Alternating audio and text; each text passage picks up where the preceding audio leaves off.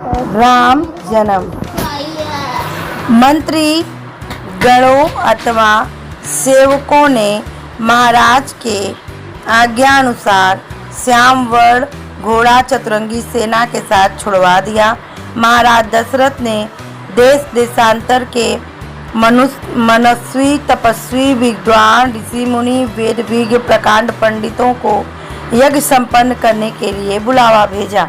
निश्चित समय आने पर समस्त अभ्यागतों के साथ महाराज दशरथ अपने गुरु वशिष्ठ जी के तथा अपने परम मित्र अंग देश के अधिपति लोभपात के जमाता श्रृंग ऋषि को लेकर यज्ञ मंडप में पधारे।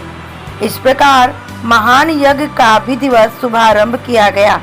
संपूर्ण वातावरण वेदों की ऋचाओं में ऊंचे स्वर में पाठ गूंजने तथा समिधा की सुगंध से महकने लगा।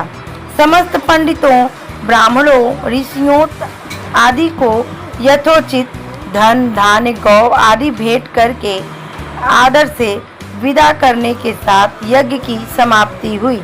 राजा दशरथ ने यज्ञ के प्रसाद चरा को अपने महल में ले जाकर अपनी तीनों रानियों को वितरित किया।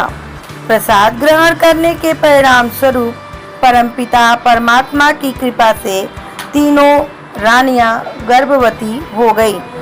जब चैत्र मास के शुक्ल पक्ष की 9वीं तिथि को पुण्यवसु नक्षत्र में सूर्य मंगल शनि बृहस्पति तथा शुक्र अपने अपने उच्च स्थानों पर विराजमान थे, कर्क लग्न का उदय होते ही महाराज दशरथ की बड़ी रानी कौशल्या के गर्भ से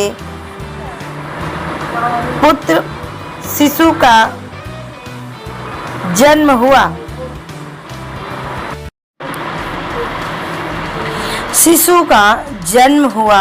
श्यामवर्ण अत्यंत तेज परम कांतिवान अद्भुत सौंदर्य उस शिशु को देखने वाले ठगे से रह जाते थे। इसके पश्चात शुभ नक्षत्र और शुभ घड़ी में महारानी कैकेयी ने एक तथा तीसरी रानी सुमित्रा ने 2 बच्चों को जन्म दिया। संपूर्ण राज में आनंद मनाया जाने लगा। महाराज के चारों पुत्रों का जन्म उल्लास से गंधर्व गान करने लगे और अप्सराएं नृत्य करने लगी। देवता अपने विमानों में बैठकर पुष्प की वर्षा करने लगे। महाराज ने उन्मुक्त हस्त से राजद्वार पर आए हुए भाट चारण तथा आशीर्वाद देने वाले ब्राह्मणों याचकों को दक्षिणा दी। पुरस्कार में प्रजाजनों को धन दान तथा दरबारियों को रत्न आभूषण उपाधियां प्रदान की। चारों पुत्रों का नामकरण संस्कार महर्षि वशिष्ठ द्वारा कराया गया तथा उनके नाम रामचंद्र भरत लक्ष्मण और शत्रुघ्न रखे गए। आयु बढ़ने के साथ साथ रामचंद्र गुणों में भी अपने भाइयों से आगे बढ़ने तथा प्रजा के अत्यंत लोकप्रिय होने लगे। उनमें अत्यंत विलक्षण प्रतिभा थी, जिसके परिणाम स्वरूप छोटे ही समय में ही अल्पकाल में ही वह समस्त विषयों में पारंगत हो गए। उन्हें सभी प्रकार के अस्त्र शस्त्रों को चलाने, हाथी घोड़े एवं सभी प्रकार के वाहनों में सवारी असाधारण निपुणता प्राप्त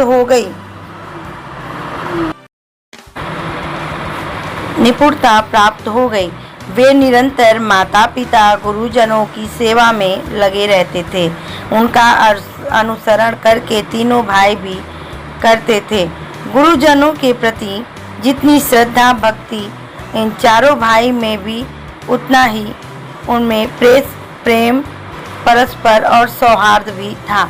चारों भाई एक दूसरे से बहुत ही प्रेम से रहते थे।